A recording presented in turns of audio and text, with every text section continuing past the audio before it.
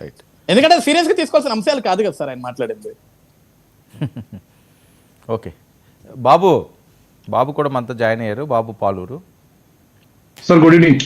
Good evening. ఏంటి బాబు హెచ్చరిస్తున్నారు జగన్మోహన్ రెడ్డి గారు, బెదిరిస్తున్నారు, వడ్డీతో సహా చెల్లిస్తాము అంటున్నారు, సిద్ధంగా ఉండాలంటున్నారు.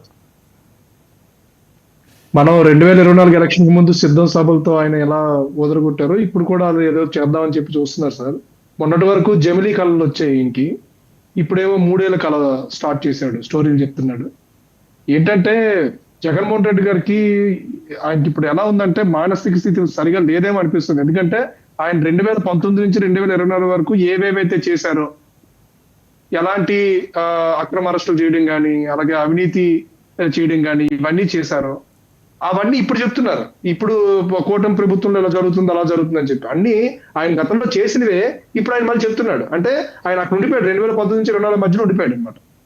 అప్పుడు ఆయన ఏమేమి చేశాడో, అవినీతి అంటే జగన్ కేర్ ఆఫ్ అడ్రస్, అక్రమ అరెస్టులు అంటే జగన్ కేర్ ఆఫ్ అడ్రస్, గంజాయి దేశాలు దాటిపోయి ఏ దేశంలో దొరికినా దాని మూలాలు ఆంధ్రప్రదేశ్ రాష్ట్రం అని చెప్పి జగన్మోహన్ రెడ్డి హయాంలో వచ్చేది. అంటే గంజాయి అంటే జగన్ రెడ్డి అంటే గంజాయి. సో భూదందాలు కానీ ఏ విషయంలో తీసుకున్నా ఆయన అంటాడు, బెల్ట్ షాపుల గురించి మాట్లాడతాడు, చీప్ లిక్కర్ గురించి మాట్లాడతాడు, ప్యాకెట్ క్లబ్ల గురించి మాట్లాడతాడు. ఎక్కడ ప్యాకెట్ క్లబ్లు అవుతున్నాయో అర్థం కావట్లేదు. 2019 నుంచి 2024 మధ్యలో కదా ప్యాకెట్ క్లబ్ల గురించి మనం మాట్లాడుకున్నది. 2019 నుంచి 2024 మధ్యలో కదా గంజాయి విచ్చలవిడిగా పంచుతున్నారని చెప్పి సాగు చేస్తున్నారు, స్వయంగా రాష్ట్ర పంటగా ఈయన కొనసాగిస్తున్నాడని చెప్పి మనం మాట్లాడుకున్నది. 2019 నుంచి 2024 మధ్యలో కదా భూదోపిడీల గురించి మనం మాట్లాడింది. 2019 నుంచి 2024 మధ్యలో కదా అవినీతి గురించి మాట్లాడింది. ఆ విషయాలు ఏమైనా మాట్లాడగలుగుతున్నాడు ఇప్పుడు?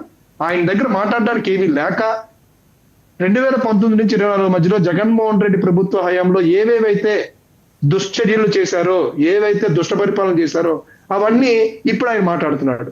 ప్రజలు కూడా చాలా తేటతలంగా తెలుసుకుంటున్నారు. జగన్మోహన్ రెడ్డి ఏ స్టేట్ ఆఫ్ మైండ్ లో మాట్లాడుతున్నాడో అర్థమవుతుంది. ఆయన మాట్లాడే విధానం చూడండి, ఆయన ఎక్కడ కాన్ఫిడెంట్ గా మాట్లాడలేకపోతున్నారు. ఓకే,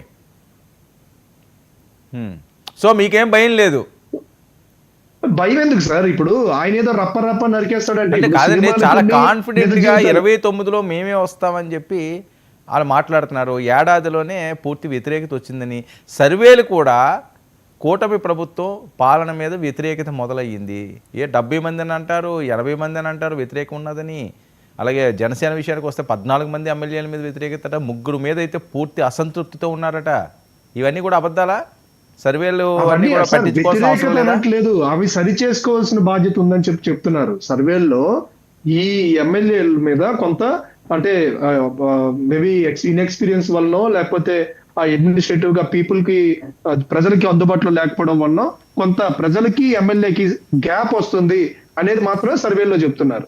అవి డెఫినెట్ గా ఇప్పుడు మొన్న రీసెంట్ గా చంద్రబాబు నాయుడు గారు ఎమ్మెల్యేలందరినీ కూర్చోబెట్టి మాట్లాడారు, అలాగే పవన్ కళ్యాణ్ గారు మాట్లాడుతున్నారు.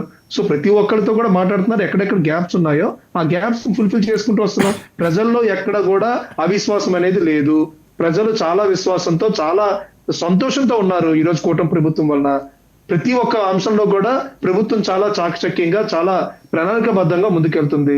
పేద బడుగు బలహీన వర్గాలకి ఏ విధంగా మేలు చేయగలమో చూస్తుంది. సో అమ్మఒడి పేరుతో వాళ్ళు ఎలాంటి అన్యాయాలు చేశారో మనకు తెలుసు. కానీ తల్లికి వందనం పేరుతో మనం ఎంత మేలు చేశాం అనేది కూటమి ప్రభుత్వం ద్వారాగా ప్రజలు తెలుసుకుంటున్నారు.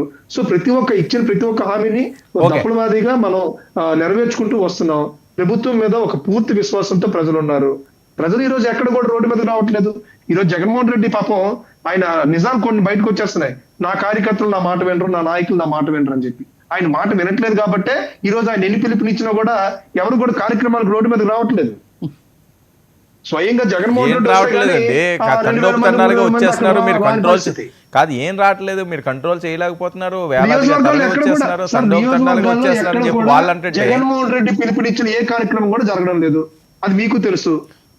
మీకు ప్రతి జిల్లాలో రిపోర్టర్లు ఉంటారు, మీకు అక్కడ పరిస్థితులు ఏంటి, వాస్తవ పరిస్థితులు ఏంటి మీకు తెలుసు. ఎక్కడ కూడా జగన్మోహన్ రెడ్డి పిలుపునిస్తే కార్యకర్తలు కానీ నాయకులు కానీ మొత్తం అంటే నిర్వీర్యం అయిపోయారు. వాళ్ళు ఏం దిక్కుచోచని పరిస్థితి. కూటమిలోకి వస్తే ఒక బాధ, అంటే ఇప్పుడు ఇక్కడ స్పేస్ లేదు.